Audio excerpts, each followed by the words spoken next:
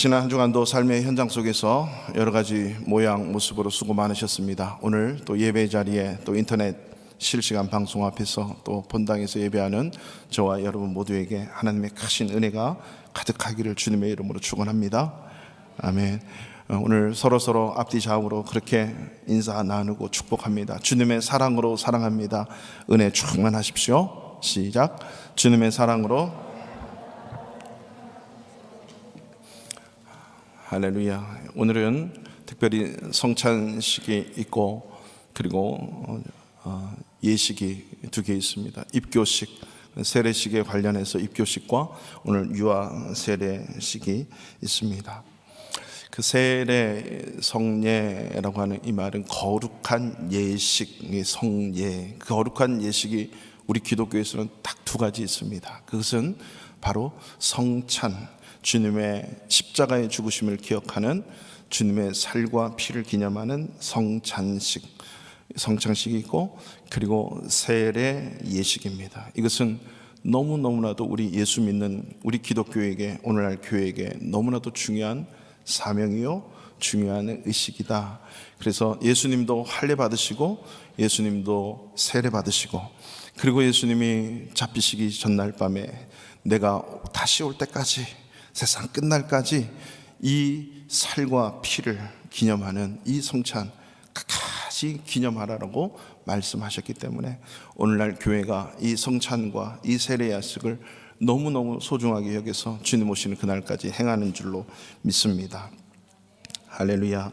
예수님께서 이 땅에 그리스도로 오신 그 탄생의 날에 하나님께서 이미 이사야 선지자를 통해서 처녀가 잉태해서 아들을 낳겠다는 말씀을 예언의 말씀으로 하시지요. 그 예언의 이사야 7장 14절의 말씀을 오늘 마태복음 우리는 끝장을 읽었는데 마태복음 1장 23절에서 천사들이 예수님이 탄생의 소식을 알리면서 수태의 소식을 알리면서 이 아들을 낳을 것인데 그 이름을 예수라 하라고 얘기합니다. 그 예수라고 하는 이름의 뜻은 자기 백성을 저희들의 죄에서 건질 자, 구원할 자가 예수라고 하는 거죠. 그것이 어디서부터 근거됐는가를 천사를 통해서 말씀하시는 말씀이 바로 마태복음 1장 23절에 이사야 7장 14절의 말씀을 인용을 하는 거죠. 보라, 처녀가 잉태하여 아들을 낳을 것이요 그의 이름을 임마누엘이라 하리라. 이를 번역한즉 무슨 뜻이에요? 임마누엘 무슨 뜻이죠? 하나님이 우리와 함께 계시다. 임마누엘의 하나님. 이미 구약에서 내가 너희와 함께한다, 내가 너희와 함께한다, 하나님이 우리와 함께 계시다는 그 약속의 말씀을 실체적으로 하신 그 사건이 성육신에서 하나님이, 그 말씀의 주인이신 하나님이 성육신에서 그리스도로 이 땅에 오신 그분이 예수님이신 거죠. 이분이 임마누엘인데 이 임마누엘의 예수님이 33년 동안 이 세상에 사시다가 이제 부활하시고 승천하시면서 오늘 우리가 읽었던 이 본문 28장 18절에서 이 20절 말씀을 남기시면서 승천하시는 거예요. 그 마지막 말씀이 오늘 무엇입니까? 볼지어다 내가 세상 끝날까지 너희와 항상 함께 있으리라. 할렐루야. 천지를 창조하신 그 하나님은 수천 년 전에도 2000년 전에도 그리고 올라가시면서 지금까지도 저와 여러분과 함께 계시는 분임을 믿으시기 바랍니다. 그 하나님이 약속하셨고 그대로 보여주셨고 또 약속하시고 올라가시면서까지도 그렇게 너무나도 소중한 말씀, 세상 끝날까지 너희와 항상 함께 할게. 하나님이 여러분과 함께 계심을 여러분 느껴지십니까? 할렐루야. 세상 끝날까지, 우리의 인생 다 하기까지가 아니고 이 세상 마지막 그 순간까지 항상 함께 있겠다, 너와 항상 함께 있다. 그 임마누엘의 하나님이 성령으로 우리와 또 함께 계시잖아요. 이 증거가 바로 우리와 함께 계시는 임마누엘의 하나님이십니다. 그런데 이 말씀은 아무렇게나 사는데 예수님이 우리와 세상 끝날까지 항상 함께 계실까요? 그것은 아니에요. 오늘 본문에서 내가 세상 끝날까지 너희와 항상 함께 하는데 그 너희가 누굴까요? 2000년 전으로 거슬러 올라가면 12사도들, 오늘 16절에 11제자가 갈릴리에 가서 예수께서 지시한 산에 올랐다. 이게 이제 감람산인데 11제자, 11사도 가른다는 이제 갈 길로 갔고요. 11사도와 함께 예수님과 함께 모였던 500 이상의 무리들, 그리고 예수님을 보기를 원했던 그 숱한 사람들이 그 현장에 있었죠. 그들을 향해서 너희와 항상 함께 있으리라 말씀하시는데 그 너희가 누굴까요? 그 너희는 이 땅에 살아가는 모든 존재에게 주어졌지만 아무나 너희가 아니다라고 하는 사실입니다. 세상 끝날까지 항상 함께 하시는 그 사람 너희라고 하는 이 존재는 바로 오늘날 예수 그리스도를 믿는 교회, 저와 여러분들인 줄로 믿습니다. 그 교회, 그 성도, 그 너희라고 하는 그 말씀, 이 너희가 과연 오늘 본문에서 말씀하는 그 너희는 누구인가? 첫 번째로 그 너희는요, 예수님의 주권을 인정하고 그 주권대로 살아내는 그 사람들, 그 사람들과 세상 끝날까지 함께 하시는 거예요. 2000년 전에 예수님이 십자가에 돌아가셨는데 그 사건이 내 인생과 아무런 관련이 없으면 예수님이 수십 번, 수천 번, 수백 번 이 땅에 오셔서 돌아가셔도 아무런 의미가 없습니다.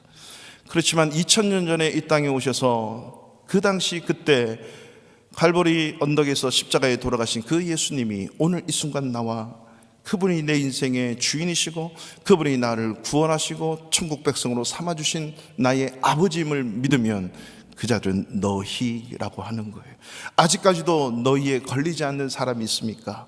그 너희라고 하는 이 대상은 예수 그리스도의 주권을 인정하고 그 주권을 그대로 행하는 자들, 이 자들과 세상 끝날까지 함께 하신다는 거죠. 자, 오늘 그 말씀이 어디에 있는가? 18절 다 같이 한번 읽어볼까요? 시작. 예수께서 나와 말씀하여 이르시되 아멘. 하늘과 땅의 모든 권세를 내게 주셨다. 누가 내게 주신 거예요? 창조주 하나님이 이 땅을 섭리하시고 이 역사의 주인이시고 모든 것의 주인 되시는 그 하나님께서 땅의 모든 권세, 하늘의 모든 권세를 예수님에게 주신 거죠. 그 예수를 믿는 저와 여러분 또한 이 권세가 있는 줄로 믿습니다. 영접하는 자, 그 이름을 믿는 자들에게는 하나님의 자녀가 되는 권세를 주셨으니 저와 여러분들이 바로 이러한 권세를 가진 예수 그리스도의 그 은혜를 입고 예수를 믿기 때문에 또한 이러한 권세가 있는 줄로 믿으시기 바랍니다. 이 자는 어떤 자들인가? 하늘과 땅의 모든 권세가 주님께 있음을 고백하는 거예요. 자, 오늘 이 세 절의 말씀 속에 모든이 네 번이 나와요. 자, 무슨 말씀이냐? 18절에 보세요. 하늘과 땅의 모든 권세, 우주 만물, 보이든 보이지 않든 그 모든 권세, 주권이 누구한테 있냐? 내게 예수 그리스도께 있다는 거죠. 19절입니다. 너희는 가서 모든 민족을 제자로 삼아. 그렇기 때문에 이 땅에 존재하는 모든 국가, 모든 민족은 누구 거예요? 예수 그리스도 거예요. 그러니까 그 예수 그리스도의 주권이 미치는 그 모든 영역으로, 모든 나라로 가는 거죠. 왜? 모든 민족이 내 거니까. 뿐만 아니라 20절에 내가 너에게 분부한 모든 것, 이게 뭡니까? 신구약의 말씀이에요. 예수님이 3년 동안 이 땅에 계시면서 말씀하신 그 분부한 모든 말씀, 하나도 땅에 떨어지지 않는 이 구약과 신약의 모든 것 분부했다라고 하는 것은 명령하신 거예요. 왜 예수님이 우리에게 명령하실 수 있습니까? 그분은 하늘과 땅의 모든 주권자이시기 때문에 그 주권을 갖고 계신 분이 명령하시는 거예요. 그 명령한 모든 것, 이 신구약 말씀을 가르쳐 지키게 해라. 그리고 마지막 모든이 어디에 있습니까? 볼지어다 내가 세상 끝날까지 너희와 모든 시간, 모든 날 함께 있으리라. 할렐루야. 항상, 이거는 always, 모든 날, 모든 시간 동안 함께한, 모든 시간의 주인이고 모든 말씀의 주인이시고 모든 민족, 모든 인간, 모든 사람들의 주인이시고 모든 권세가 하나님의 주권대로 이 세상을, 이 땅을 다스리시는 그 권세가 예수 그리스도께 있음을 믿으시기 바랍니다. 그래서 예수 그리스도의 이 주권을 인정하는 신앙인, 그들이 너희예요.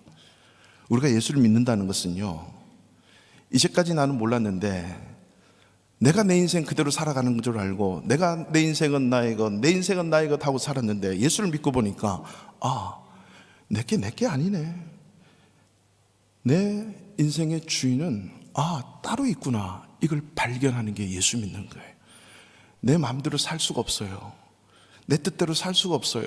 왜냐하면 내 마음대로 이 세상 온 사람이 아무도 없기 때문입니다.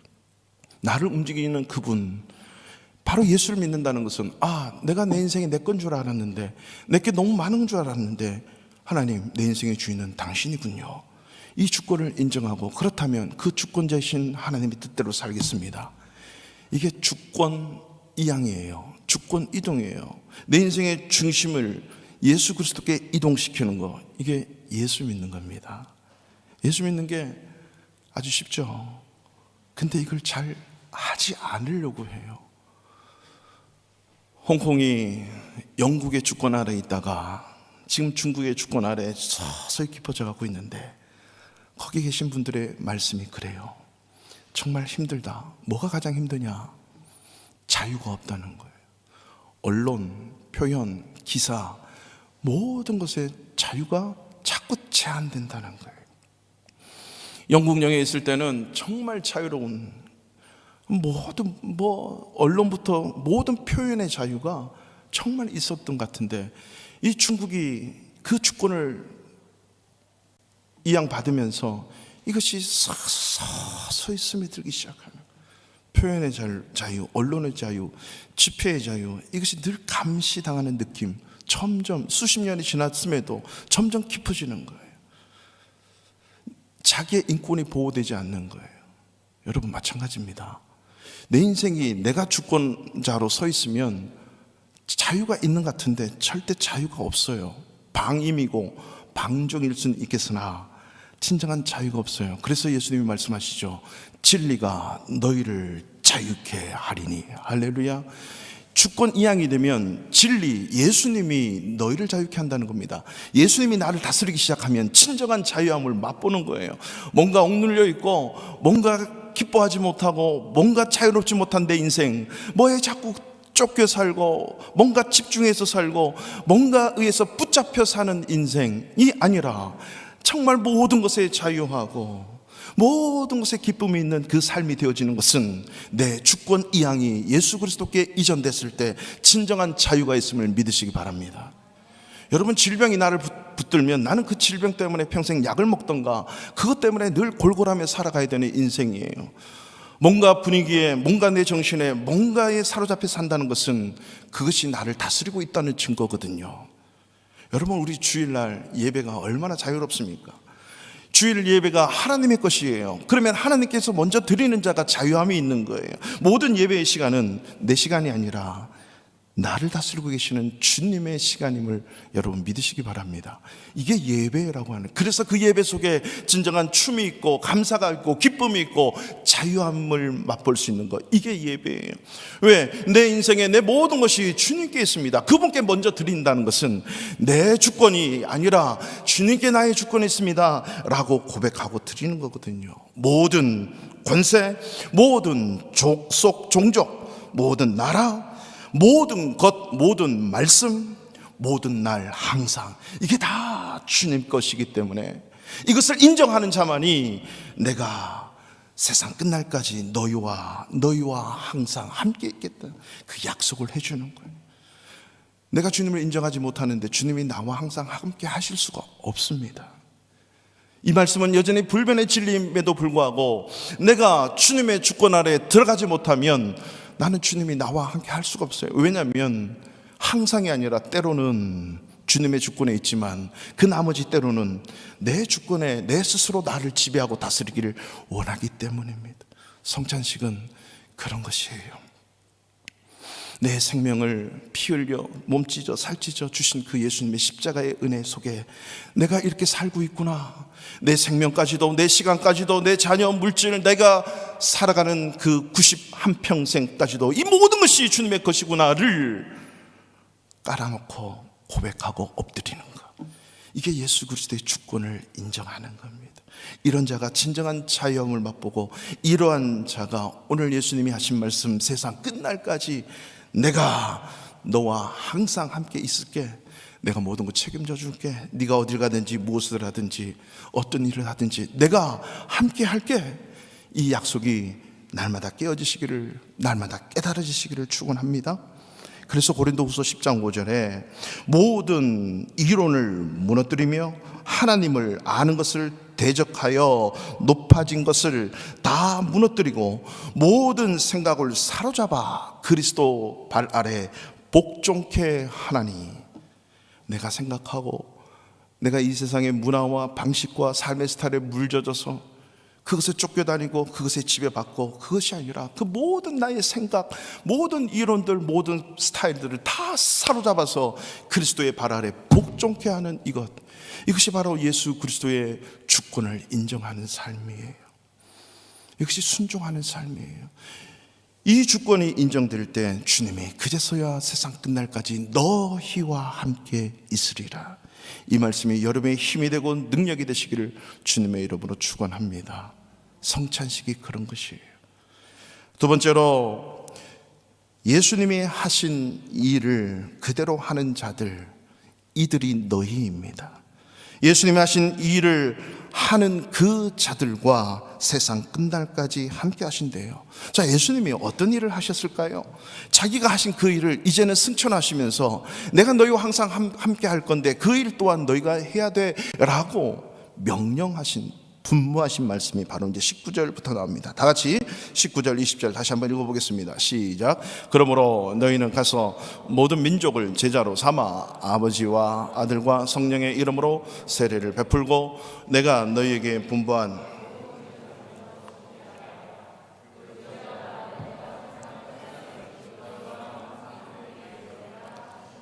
아멘, 아멘. 오늘 이 한 긴 문장에 우리 새가족반을 하신 분들은 이것을 제가 거의 이렇게 설명을 해드립니다. 짧게나마.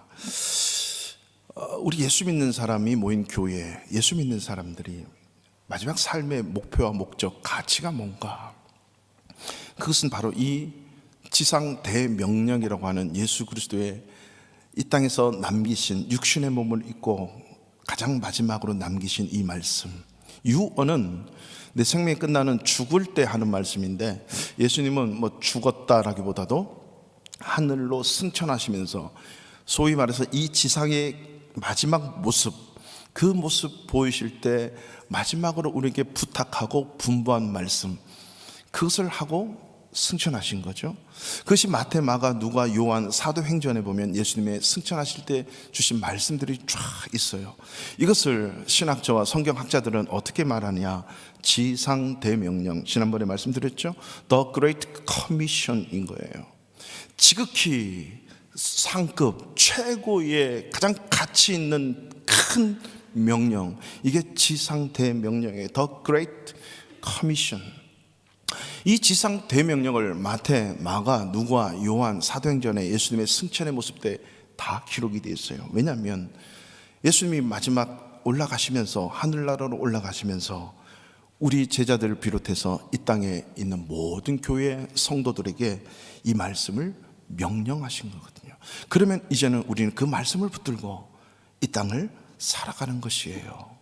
자, 오늘 마태복음에 나타난 이 지상 대명령의 19절부터 20절에, 이거는 사실은 한 문장으로 가르쳐 지키게 하라까지 너희는 하면서 우리가 중간중간에 나타나는 서술어가 총 5개로 보입니다. 그럼 오늘 4개로 한번 찾아보죠. 그 서술어가 19절 보십시오. 너희는 가서, 가라는 명령이죠. 그리고 모든 민족을 제자로 삼아, 제자를 삼는다, 이게 한 동사예요, 서술어. 두 번째, 아버지와 아들과 성령의 이름으로 어떻게 하라죠?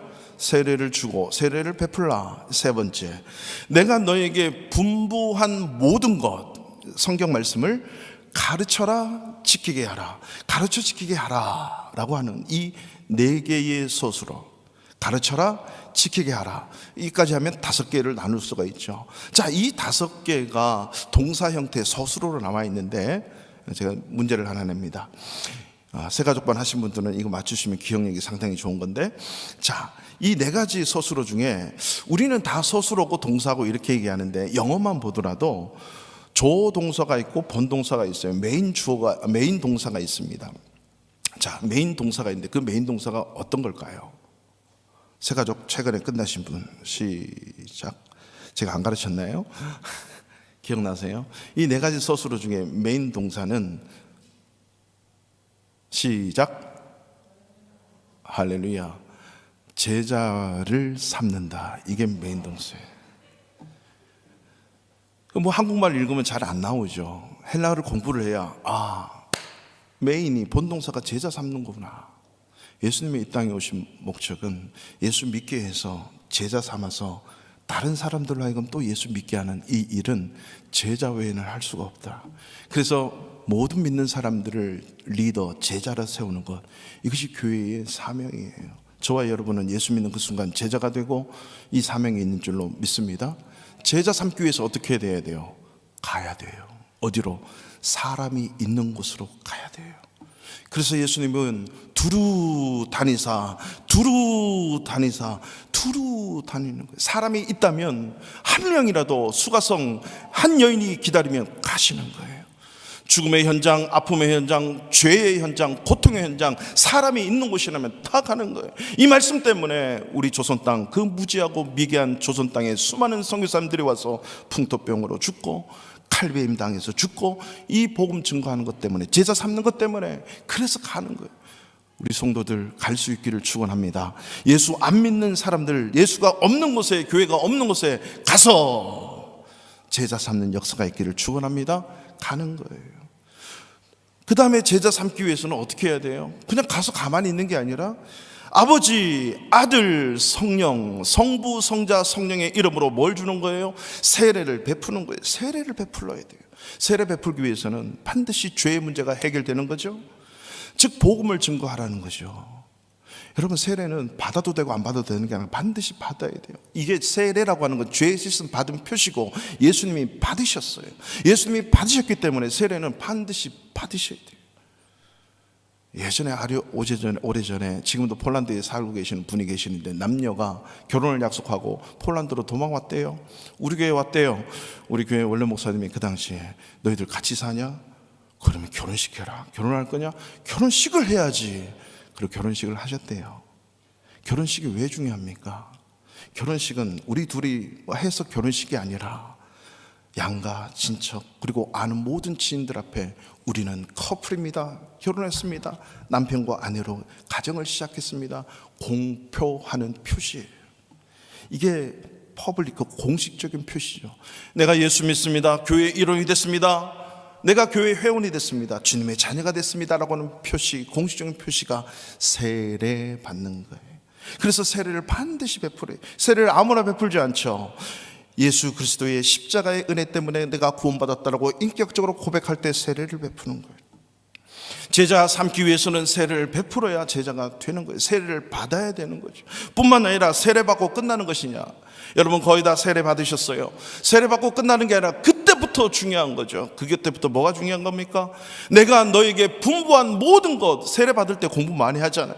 그 모든 분부한 것을 가르쳐라, 지키게 하라. 즉 배우고 가르치고 그 말씀대로 지키고 그 말씀대로 살게 하라.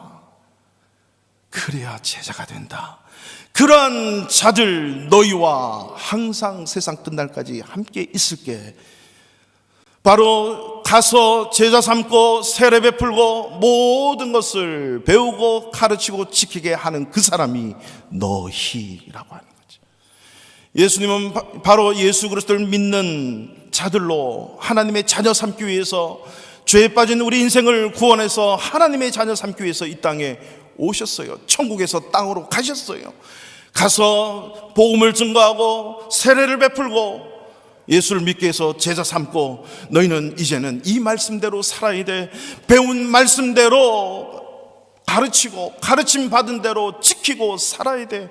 말씀대로 살아라 라고 하는 것이, 모든 것의 주권자이신 그 주님만이 이렇게 명령하실 수가 있어요. 내가 분부한 모든 것을 배웠니? 가르쳤니? 그러면 지켜야지. 그대로 살아내는 거예요. 여러분, 예수를 믿는 사람은 안 믿는 사람과 극명하게 다른 게 딱 한 가지 있다면, 물론 여러 가지 삶의 모습이 있는데, 삶의 어떤 순간에도 말씀대로 살겠습니다. 말씀을 이루며 살겠습니다. 말씀이 나를 지배합니다. 왜냐하면 말씀의 주인, 모든 것의 주인 되시는, 즉 신구약의 주인 되시는 예수님의 주권 아래에 살겠습니다 라고 하는 의미가 말씀대로 사는 거예요. 신구약의 말씀의 원리가 내 모든 삶의 원리에 작동되고 이루어지도록 하는 것, 이게 너희예요. 말씀대로 살지 않는 것에 주님이 항상 함께 계실 수가 없습니다. 그분은 여전히 함께 계시고 무소부재하고 안 계신 것이 없지만은, 내가 그분의 주권 아래 들어갈 때 함께 하는 거예요. 더 이상 아무리 홍콩에 수많은 것을 영국이 놔두고 간다 할지라도 더 이상 주권이 중국 아래에 있는 이상 가서 요거는 내 건데 이거는 내 건데 할 수가 없는 거예요. 주권이 이전됐을 때 저도 그 주권을 따라 가겠습니다 라고 하는 자만이 영국의 주권 아래에 살 수가 있습니다. 내게 주어진 내 인생, 내 호흡, 내 시간, 내 물질, 내 모든 것이 주님의 주권 아래에 있겠습니다 라고 고백하고 들어가는 것, 이 삶의 구체적인 실천의 현장이 말씀대로 지키며 살겠습니다. 이 자가 너희이고 세상 끝날까지 그런 자와 항상 함께 있음을 믿으시기를 축원합니다. 오늘은 또 공교롭게도 12월 둘째 주, 이게 교회사적으로 성서주일입니다. The Bible Sunday. 성서주일, 성경주일이죠. 이 말은, 이 성경이 사실 이게 뭐 대한성서공회가 있고 세계성서공회가 있거든요. 이 성서주일이라고 하는 것은, 이 성경이 사실 우리의 손에 주어지기까지, 제가 종교개혁 그 기념일 때도 말씀을 드렸지만, 그 당시에 성경 한 권값은 어마어마했습니다. 지금 가치로 따지면 거의 2,000불이었대요 한 권에. 별로 안 놀라시네.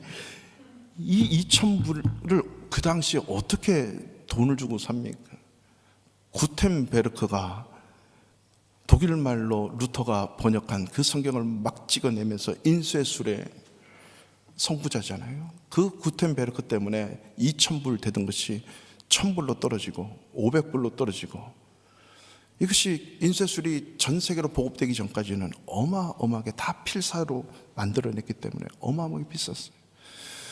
1700년대 말에 영국 웨일즈의 어떤 한 소녀가, 이게 영국은 지금은 발전이 됐지만 그 당시만 해도 산악지역이고 이 지형이 좋지 않는 그 참 가난하고 그 삶에 상당히 궁핍했겠죠. 이곳에서 자라난 8살 소녀 한 명이 항상 주일날 나가서 성경 배우는 게 너무너무 즐거웠다는 거예요. 그 성경을 배우는 게 너무 즐거워서 교회 다녔는데, 자기 집에 성경이 없어서 늘 목사님 집에 찾아가서 성경을 배우고 그때부터 비전이 생긴 거예요. 내가 지금부터 돈을 모아서 성경 한 권을 꼭 사겠다 그랬는데, 그 6년 후에 6년 동안 그 성경을 살려고 돈을 모았어요. 8살짜리가. 여러분, 성경을 사랑하게 가르치십시오. 말씀을 가까이 하도록 가르치십시오. 그리고 말씀을 지키도록 가르치는 게 최고의 자산이에요. 아무리 성공하고 성경대로 살지 않으면 그 인생은 어디에 가 있는지 모릅니다. 가장 중요한 것은 성경을 사랑하게 해야 돼요. 6년 동안 이 돈을 모아서 성경 한 권을 사기 위해서 30km를 걸어가야 하는 거예요.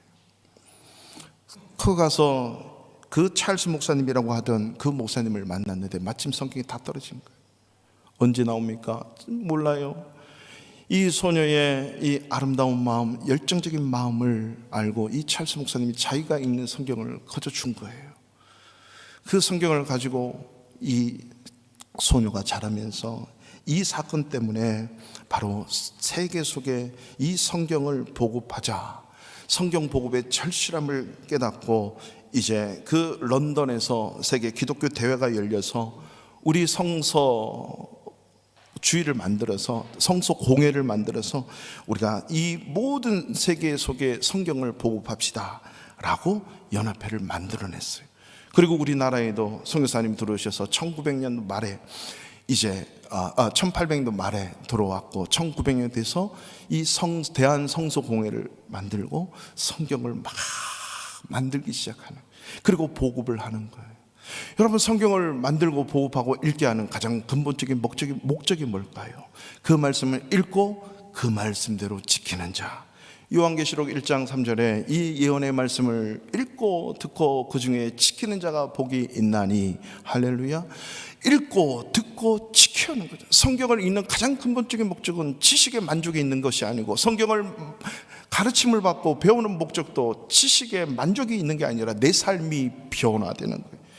내 삶의 모든 조건이 주님 안으로 들어가서 그 말씀대로 지켜내도록, 그 말씀대로 살아내도록 하는 게 바로 이 성서주일의 근본 정신인 거죠. 가르쳐서 지키게 하는 것, 이것이 바로 주님이 우리를 향한 목적이다라고 하는 것입니다. 우리 기독교에서 가장 중요하게 여기는 의식, 의전을 성찬식과 세례식이라고 말씀드렸어요. 사실 이 자체가 복음의 핵심이고 삶의 핵심이고 우리 모든 주님이 원하심과 목적입니다. 예수님께서도 이 땅에 육신의 몸으로 와서 8일 만에 할례를 받고, 그리고 공생애를 시작할 때 세례를 겸손하게 받으셨어요. 이 말은 이제는 내 뜻대로 살지 않고 내가 주님과 함께 십자가에 못 박혀서 내 생각, 내 삶의 스타일, 내 모든 걸 다 내려놓고 주님이 원하심으로 주의 말씀대로 살겠습니다 라고 하는 결단이 이 성찬 예식을 통해서 매번 일어나야 됩니다. 캐톨릭은요, 매일 있습니다. 매일 미사가 있고요, 성찬을, 성예를 집행하는 신부가 아예 매일 상주해서 캐톨릭 교회로 내가 성찬을 하고 싶다 그러면, 내가 회개하고 싶다 그러면 언제든지 성전에 가면, 성당에 가면 그 신부를 통해 이 성찬을 받을 수가 있어요.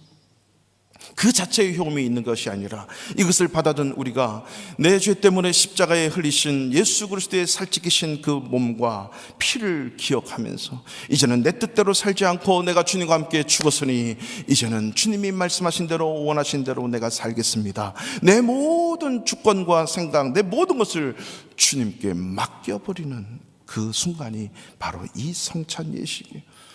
뿐만 아니라 세례라고 하는 것은 물속에 잠겨서 다시 새로운 인생이 되어 주님의 십자가의 은혜로 죄 씻음 받고 이제는 죄의 영향력 아래 살지 않고 세상이 원하는 방식, 내가 원하는 방식이 아니라 주님이 원하시는 방식대로 살겠습니다, 바로 이 말씀대로 살겠습니다라고 하는 이 결단이 세례 예식입니다.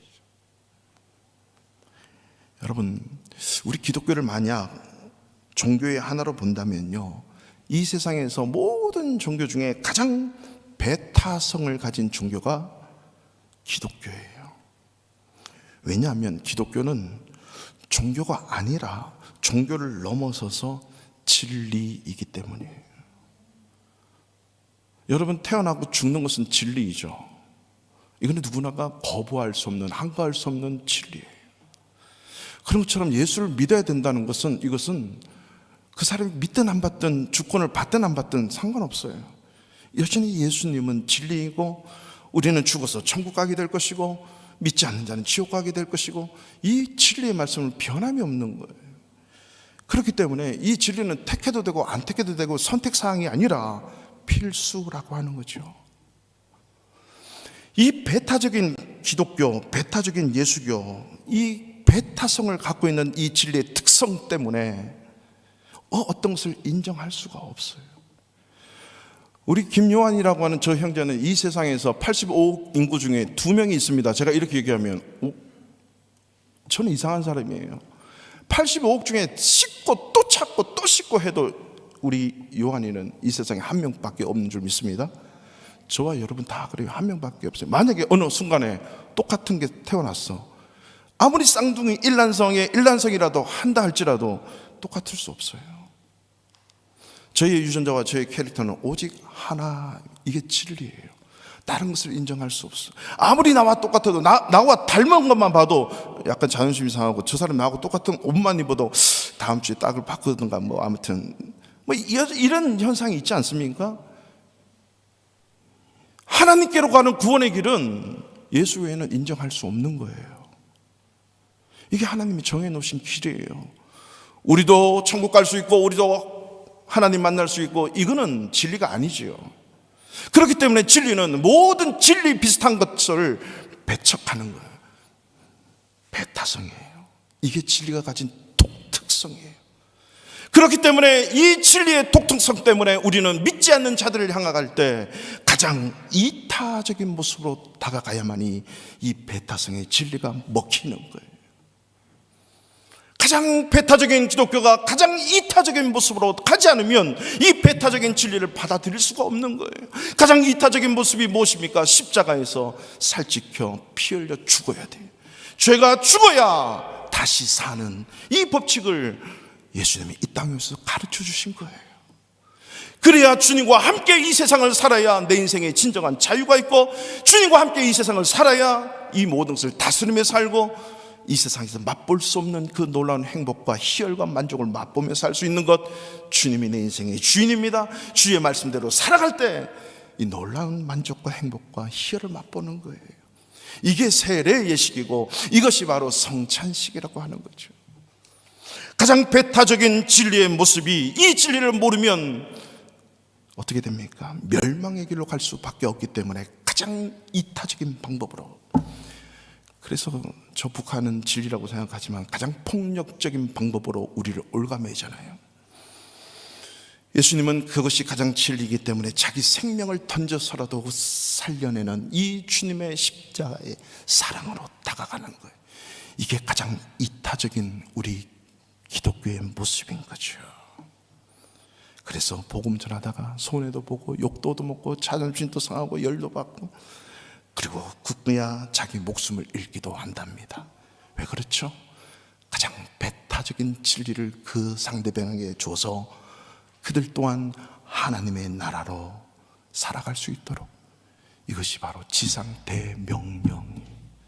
이거를 명령으로 해놓지 않으면 진리를 나만 갖고 나만 누리고 나만 보며 나만 가지고 나만 행복하게 살아가는 하나님의 자녀가 눈에 보이지 않는 그런 사람입니다. 바로 이러한 가장 배타적인 진리의 우리의 복음을 가장 이타적인 모습으로 살아가도록 가고 제자 삼고 세례바 풀고 모든 것을 가르쳐 지키게 하는 그 자들과 항상 함께하겠다.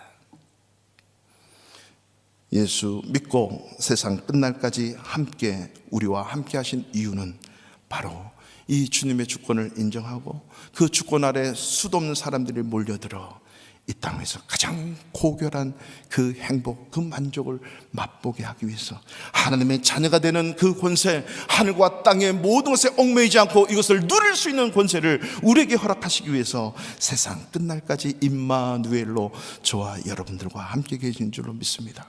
오늘 이 성찬식 세례식을 통해서 이런 하나님의 하늘과 땅의 모든 권세가 나에게 있는 이 놀라운 축복을 받아 누림으로 주님과 함께 할 수 있는 저와 여러분 되시기를 주님의 이름으로 축원합니다.